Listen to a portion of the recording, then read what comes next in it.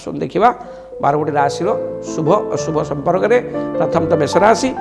मेषराशि आबाल बुद्ध वनिता आज दिनटी बहुत भलरे कट धनलाभ हो बेपार वाणिज्य लाभवान निश्चय हे बेपार द्वारा कौन स्थान को आज दूर स्थान को यात्रा करें नूतन बेपार पे आज डील करें बंधुक सहयोग सहानुभूति आज बहुत भल स्वास्थ्य उत्तम वित्तवान हे धैर्यवान हे प्राय दिन बहुत भलरे कट मेषराशि व्यक्ति भाग्य सहित आज 80% प्रतिकार स्वरूप आपण आज कौन सी असहाय व्यक्ति को किछि अर्थ एवं लाल मसूर डाली दान करूँ जहाँ भी इष्ट अच्छे खंडन हम सुफल निश्चय पाइबे। आसुन देखा वृष राशि।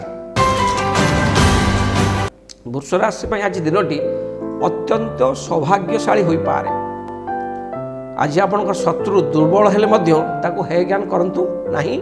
आज आप शत्रुओं पर विजय लाभ करेंगे कर्मक्षेत्र में प्रशंसित हे स्वास्थ्य बहुत भल रहिबो पारिवारिक शांति मिल विद्यार्थी माने इंटरव्यू जदि देइथिबे से सफलता पाइबे दिनटी बहुत भलरे कटिबो। प्रायतः वृष राशि व्यक्ति आज सहित भाग्य 80% रहिबो। प्रतिकार स्वरूप माँ लक्ष्मी के दर्शन करंतु माँ लक्ष्मी के शरणापन्न हूँ माँ को निजर दुख जनातु जहाँ भी इष्ट सब खंडन हम सुफल निश्चय पाइबे। आसुन देखा मिथुन राशि।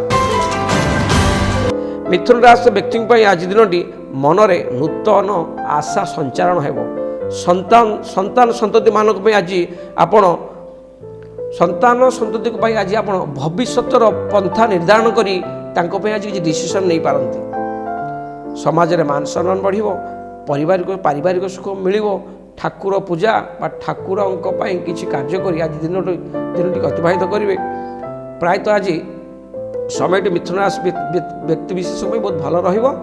मिथुन राशि व्यक्ति मानक भाग्य सहित आज 60% रहिबो। प्रतिकार स्वरूप आउरी शुभफल पाइबा को हेले छोट छोट पिला किछि मिठा बा चॉकलेट दान करंतु जहाँ भी इष्ट सब खंडन हो शुभफल आउरी पाइबे। आसुन देखा कर्कट राशि।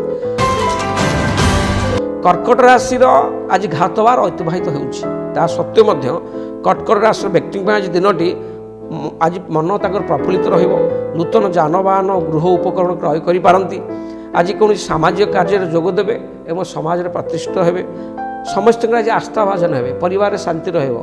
प्रायतः मिथुन कर्कट राशि व्यक्ति बहुत भल फल आज शुभ अशुभ मिश्र फल पाइबे।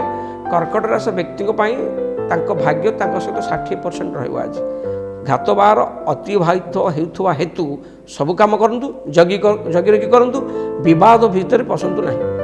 प्रतिकार स्वरूप देवादेव भगवान शंकर को क्षीर बिलपत्र मस्तक लाई करंतु जहाँ भी इष्ट अच्छे खंडन हम सुफल निश्चय पाइबे।